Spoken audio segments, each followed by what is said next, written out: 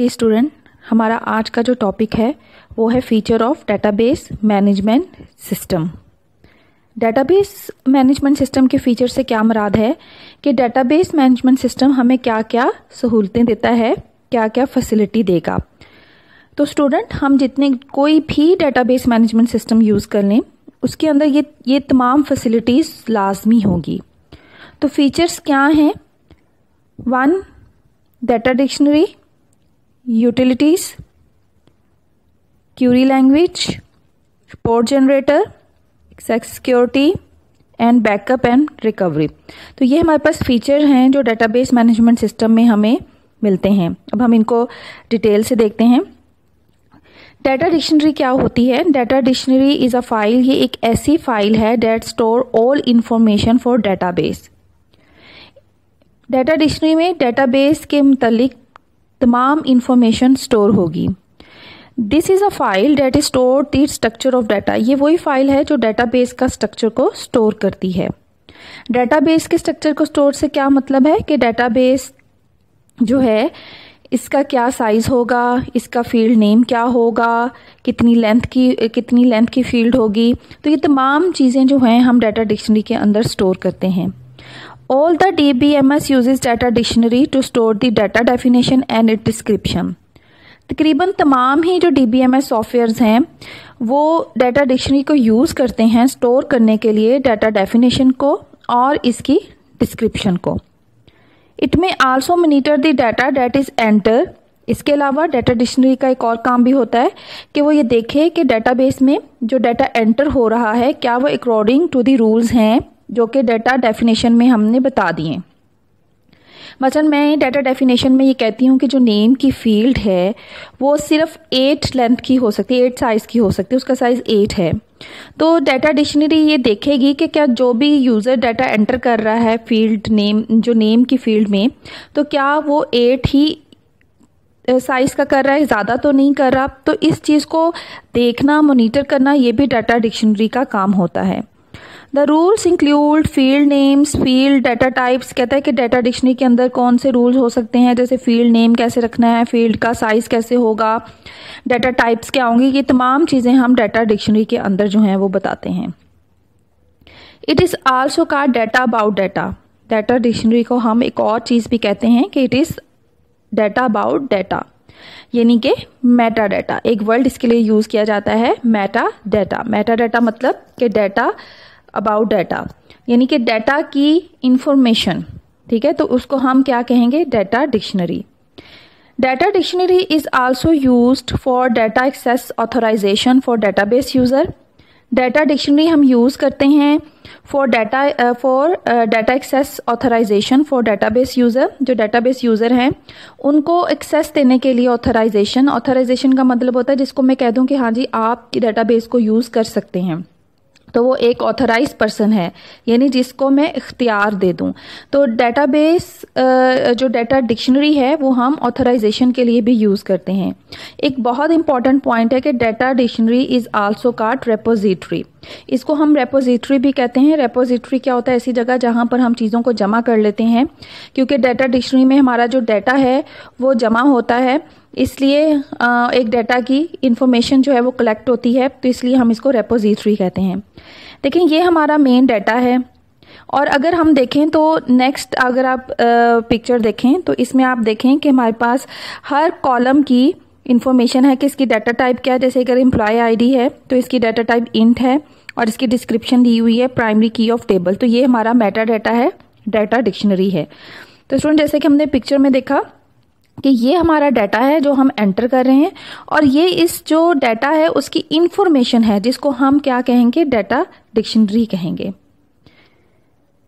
Data dictionary में B stand alone application और integral part of the database. अब data dictionary हमारे पास दो तरह की हो सकती हैं, या तो ये स्टैंड अलोन हो सकती है या ये इंटीग्रल पार्ट हो सकती है DBMS का। स्टैंड अलोन का मतलब है कि ये DBMS से एक अलग एप्लीकेशन के तौर पे भी काम कर सकती है, और इंटीग्रल पार्ट का मतलब है कि डेटाबेस मैनेजमेंट सिस्टम में इसको साथ मिलाया जाता है, ये उसका एक अहम पार्ट होता है। पर दोस्तों याद रखिएगा कि data integrity is better sure if it is a part of database management system. अगर हम डेटाबेस के अंदर डाटा इंटीग्रिटी को लेकर आना चाहते हैं तो हमें DBMS के अंदर डाटा डिक्शनरी को उसका पार्ट बनाना पड़ेगा, इसको स्टैंड अलोन नहीं रखना पड़ेगा। तो ये तो था हमारे पास डाटा डिक्शनरी। नेक्स्ट है हमारे पास यूटिलिटीज़। यूटिलिटीज़ क्या? Database DBMS have database utilities that help the DBA manage the system। database management system हमें utilities देती है जिसकी वजह से जो database administrator होता है वो database को manage करता है। It can improve the management of the database management system। जो utility software होते हैं वो किस लिए होते हैं? ताकि improve कर सकें management को database management system की। It can make the manipulation of data easy. ये जो यूटिलिटीज़ होती हैं इनकी वजह से हम डाटाबेस मैनेजमेंट सिस्टम के अंदर जो डाटा की मैनिपुलेशन है उसको बहुत आसानी से कर लेते हैं। DBMS utilities are program that are use to maintain the database by processing data records and files. कहता है कि DBMS यूटिलिटीज़ वो सॉफ्टवेयर्स होते हैं, वो प्रोग्राम्स होते हैं जो हम यूज़ करते हैं जिनसे हम अपने डेटाबेस को अच्छे तरीके से अरेंज कर सकते हैं, मेंटेन कर सकते हैं, अपने रिकॉर्ड्स को और डाटा को प्रोसेस कर सकते हैं। तो ये हमें इस तरह की यूटिलिटीज़ प्रोवाइड करता है, इस तरह की चीज़ें प्रोवाइड करता है जिसकी बेस पर हम अपने डेटाबेस को अच्छे तरीके से मैनेज कर सकते हैं। जिसमें से एक हमारे पास जो यूटिलिटी है वो है बैकअप एंड रिकवरी। जैसे कि अगर हमारा डाटा जो है वो हम उसका बैकअप लेते रहें, कहीं उसको अलग से कॉपी करते रहें और जब हमारा डाटा कहीं लॉस हो तो हमें दोबारा से वहाँ से रिकवर कर लें, तो इसको हम बैकअप एंड रिकवरी कहते हैं। इसको हम ऐसे भी समझ सकते हैं जैसे आपने वर्ड एक्सेल की फाइल पे काम किया होगा और कभी अचानक आपके लैपटॉप में कोई प्रॉब्लम हो जाती है या आपका लैपटॉप जो है वो अनयूजुअल जो है वो शट डाउन हो जाता है, तो आपको जब आप दोबारा ऑन करते हैं तो वो आपको दिखा देता है रिकवरी फाइल। तो वो हमारे पास क्या है? वो बैकअप और रिकवरी की फैसिलिटी है। It can enhance the capability of the DBMS। जो यूटिलिटीज़ हैं ये हमारे DBMS की जो कैपेबिलिटीज़ हैं, जो काबिलियत है DBMS की मैनेज करने की डाटा को, उसको इंक्रीज करती है।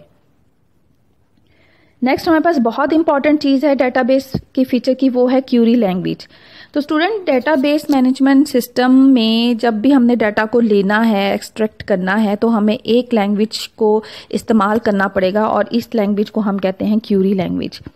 अ query language is use to perform different operation on the database. जो क्यूरी लैंग्वेज है ये हम यूज़ करते हैं जब भी हमने डेटाबेस के ऊपर डिफरेंट ऑपरेशंस जो हैं वो परफॉर्म करने होंगे। The most popular Curie language is SQL। जो सबसे ज़्यादा पॉपुलर क्यूरी लैंग्वेज है हमारे पास वो है SQL। SQL stand for structure Curie language. ये बहुत ज़्यादा ऑब्जेक्टिव में पूछ लिया जाता है। What is SQL stand for? SQL stand for structure Curie language. एक डाटा डिक्शनरी में हमने कहा था इट इज़ आल्सो का रेपोजिटरी, वो भी बहुत ऑब्जेक्टिव में पूछा जाता है। और यहाँ पर SQL का जो स्टैंड फॉर है वो पूछा जाता है structure Curie language. It is a language which is used to insert, update, retrieve and delete record in a database। ये वो लैंग्वेज है जो हम यूज़ करते हैं डेटाबेस में जब हमने कोई रिकॉर्ड एंटर करना होता है, अपडेट यानी कि चेंज करना होता है, रिट्रीव यानी कि कोई हासिल करना होता है, या डिलीट या कोई हमने ख़त्म करना होता है, तो हमें यही क्यूरी लैंग्वेज जो है वो यूज़ करनी पड़ेगी। The statement of SQL are written in simple English like statement. जो स्टेटमेंट्स होती हैं SQL की वो बहुत सिंपल होती हैं, इंग्लिश लाइक वर्डिंग होती है, इसलिए डेटाबेस में क्यूरी लैंग्वेज को सीखना बहुत आसान है। Some important commands of SQL। कुछ इंपॉर्टेंट कमांड्स हमारे पास कौन सी हैं? सेलेक्ट है, डिलीट है, क्रिएट है, मॉडिफाई है और इंसर्ट है। अब हम देखते हैं ये कमांड्स क्या क्या काम करती हैं। तो स्टूडेंट्स, अगर हमने डेटाबेस में कोई टेबल क्रिएट करना है तो हम क्रिएट कमांड यूज़ करेंगे। अगर हमने डेटाबेस में कोई डाटा एंटर करना है तो इंसर्ट कमांड यूज़ करेंगे। अगर हमने कोई डेटाबेस में रिकॉर्ड को रिट्रीव करना है यानी कि रिकॉर्ड जो है सिलेक्ट करना है तो हम सिलेक्ट कमांड यूज़ करेंगे। अपडेट करना है यानी मॉडिफाई करना है तो हम अपडेट कमांड यूज़ करेंगे। अगर हमने कोई डाटा डिलीट करना है टेबल्स में तो डिलीट कमांड को यूज़ करेंगे। जैसे कि मैंने ये आपको पिक्चर में एक टेबल दिखाया हुआ है, एक टेबल है, तो अगर आपने इस टेबल में कोई डाटा एंटर करना है तो इंसर्ट कमांड, अगर डिलीट करना है तो डिलीट कमांड, अगर इस टेबल में से कोई चीज़ सर्च करनी है तो सिलेक्ट सेलेक्ट को यूज़ करेंगे, कोई मॉडिफाई करना है तो अपडेट। तो इस तरह हम लोग क्यूरी लैंग्वेज को यूज़ करते हैं। जैसे कि यहाँ पे आपको नज़र आ रही है, यहाँ पे हम क्यूरी लैंग्वेज लिख लेते हैं। तो वहाँ पर क्यूरी लैंग्वेज लिखकर हम लोग अपने टेबल के अंदर डाटा को इंसर्ट, अपडेट, डिलीट या सिलेक्ट कर सकते हैं। नेक्स्ट है हमारे पास 4 फीचर, वो है रिपोर्ट जनरेटर का। रिपोर्ट जनरेटर क्या होता है student? Report generator is a program that is use to produce report. ये एक ऐसा प्रोग्राम होता है जो कि हमें रिपोर्ट को प्रोड्यूस करने में हेल्प करता है। तो हमारे DBMS सॉफ्टवेयर के अंदर ऐसे प्रोग्राम्स होंगे जो हमें रिपोर्ट को प्रोड्यूस करने में हमारी हेल्प करेंगे।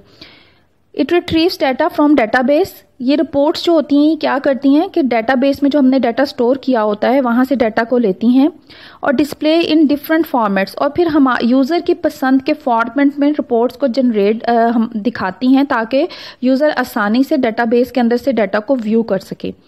अगर मेरे पास बहुत ज़्यादा डाटा है, लाखों के करीब डाटा है, और उसमें से मुझे कुछ डाटा चाहिए, तो मैं क्यूरी के थ्रू रिपोर्ट्स को जनरेट करा लूँगी और अपनी पसंद से जो डाटा है वो देख सकूँगी।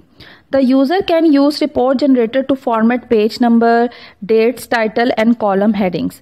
जो यूज़र हैं वो यूज़ करते हैं रिपोर्ट जनरेटर को पेज के फॉर्मेट को चेंज करने के लिए, पेज नंबर देने के लिए, डेट्स देने के लिए, टाइटल्स देने के लिए, कॉलम हेडिंग देने के लिए हम रिपोर्ट जनरेटर को यूज़ करते हैं। The user can produce useful and attractive reports by using report generator. हम बड़ी अट्रैक्टिव रिपोर्ट्स जो हैं प्रोड्यूस कर सकते हैं by using report generator. Report generator is also called report writer.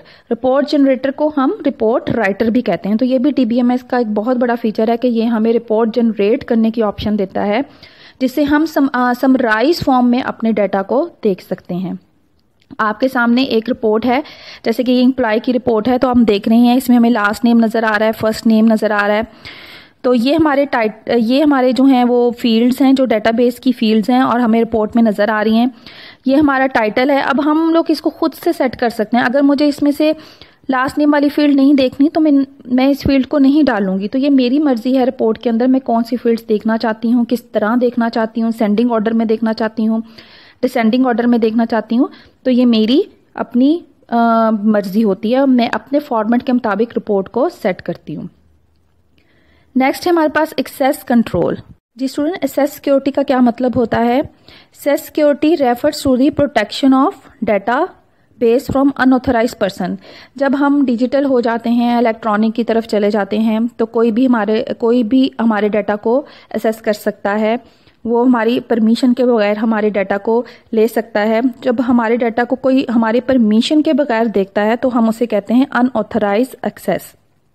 तो स्टूडेंट, हम नहीं चाहते कि कोई हमारे डाटा को अनऑथराइज्ड वे से देखे, हमारी परमिशन के बगैर देखे, जिसकी वजह से हमें कुछ एक्सेस सिक्योरिटीज़ चाहिए होती हैं, हमारे डाटाबेस को सिक्योरिटी चाहिए होती है। तो DBMS का एक फीचर है कि वो हमें इस तरह की सिक्योरिटीज़ को प्रोवाइड करता है।